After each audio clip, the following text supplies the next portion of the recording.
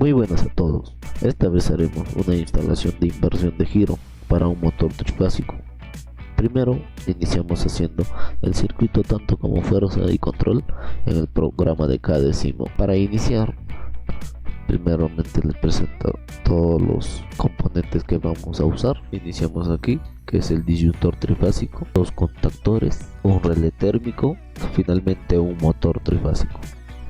Ahora vamos al lado de control, lo cual vamos a usar un disyuntor monofásico, los auxiliares del relé térmico, que es el 95 y el 96, un pulsador normalmente cerrado, un pulsador normalmente abierto y su contacto auxiliar normalmente abierto. Esto sería para el sentido horario. Ahora, para el sentido antihorario, vamos a necesitar otro pulsador normalmente abierto, su contacto auxiliar normalmente abierto. Después vamos a necesitar un contacto auxiliar normalmente cerrado. En total serían dos de ambos contactores, y ahora, como son dos contactores, sus respectivas bobinas. Ahora pasemos al cableado. Iniciamos con el circuito de fuerza, lo cual del terminal 2 hacia el 1 del contactor, del 4 hacia el 3 del contactor, del 6 hacia el 5 del contactor. Aquí seguimos del 2 hacia el 1, del 4 hacia el 3 del relé térmico, del 6 hacia el 5. Continuamos esto del relé térmico hacia el motor trifásico. Ahora para la inversión de giro necesitamos llevar el 6 con el 6, el 4 con el 4, el 2 con el 2. Ahora para la parte de inversión, 5 con 1, 3 con 3, lo cual este circuito se repite, el 1 con 5. Aquí estamos invirtiendo el 1 con el 5. Ahora pasamos al circuito de control. De una de sus salidas del disyuntor hacia el 95 del contacto auxiliar del relé térmico. Del 96 hacia el 1 del pulsador normalmente cerrado, del 2 hacia el 3 del pulsador normalmente abierto. Continúa del 4 hacia el 21 del contacto auxiliar normalmente cerrado, y del 22 hacia la bobina. Ahora hacemos un puente del 13 con el 3 del pulsador. Para alimentarlo, también otro puente hacia el otro pulsador.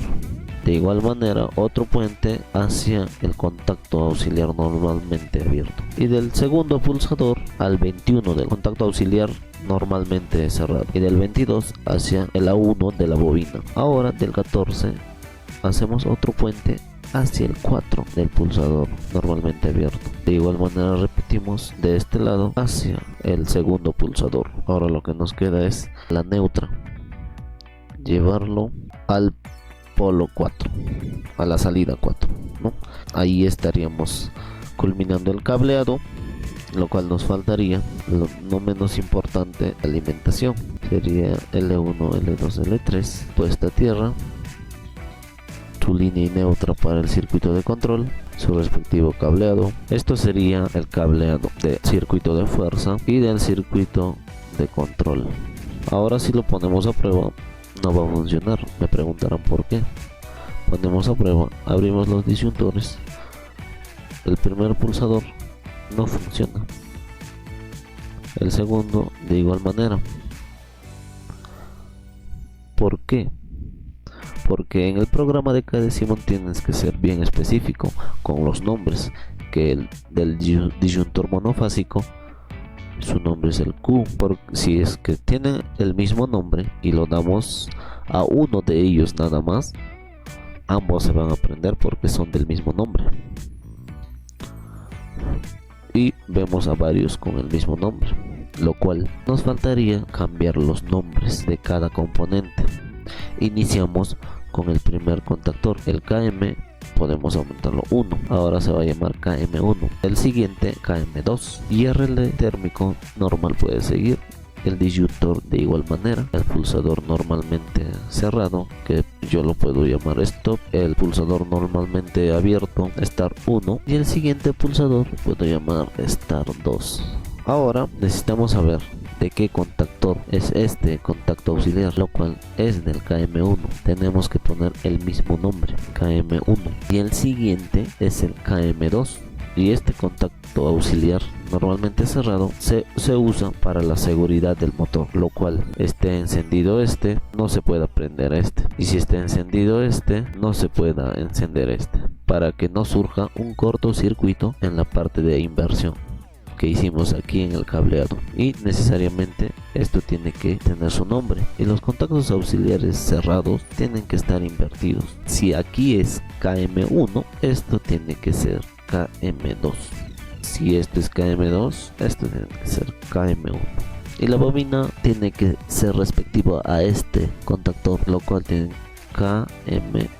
Esta tiene que ser KM2. Bueno, así estaríamos terminando ya todo, tanto el cableado y poniendo los nombres. Ahora pongámoslo a prueba en nuestro simulador.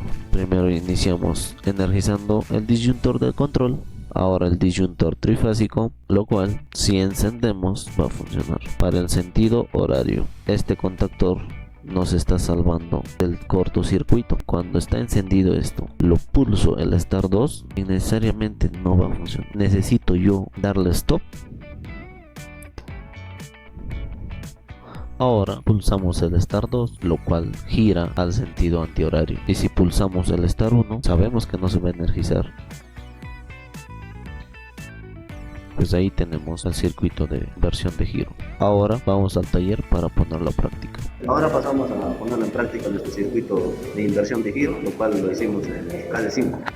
Primero, tenemos acá el disyuntor trifásico y también el disyuntor monofásico, lo cual nos va a servir para el circuito de control y el trifásico para el circuito de fuerza. Ahora empezamos el cableado, lo cual del disyuntor trifásico, que es el circuito de fuerza, de los tres terminales que están aquí en la parte de abajo, se van directo a los contactos de fuerza del contactor. Aquí está. Ahora, después de esto, tenemos que hacer un puente hacia el otro contactor para hacer la inversión.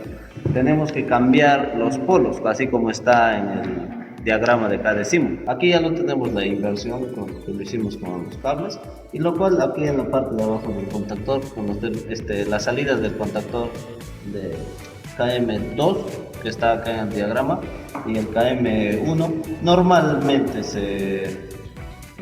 1 con 1, 2 con 2, 3 con 3 se conectan. Y ahora vamos a cablear el motor. Ahora ya conectamos el motor, ahora nos toca instalar el circuito de control. El diagrama nos muestra que debemos cablear del disyuntor monofásico de la línea hacia el 95 de los relés.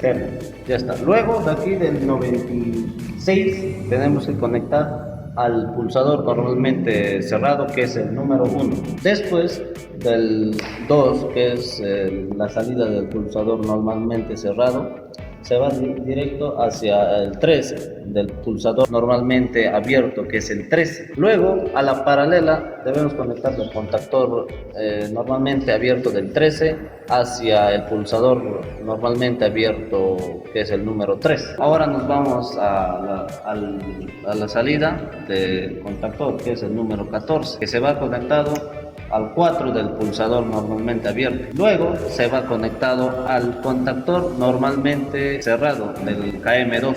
De la salida del contacto auxiliar normalmente cerrado, vamos a conectarlo a la bobina del contactor 1, que en el diagrama es KM1. Ahora nos vamos al otro pulsador, que desde salida número 4 vamos a conectarlo al 14 del contacto auxiliar del KM2, y de ahí lo vamos a conectar al contacto auxiliar normalmente cerrado del KM1. Ahora que está conectado los contactos normalmente cerrados de ambos contactores, vamos a conectar a la bobina. Del contacto normalmente cerrado del KM1 se va al bobina del KM2, y del contacto normalmente cerrado del KM2 se va a la bobina del KM1, y de las salidas del A2 de ambas se van conectados a la neutra.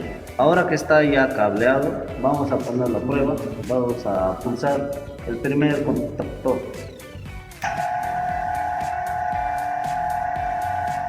Ahora lo vamos a apagar.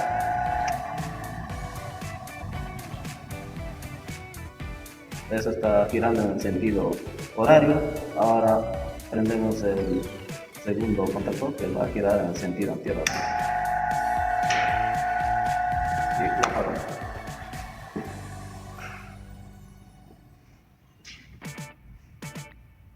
Aquí tenemos el circuito de inversión de giro. Eso sería todo.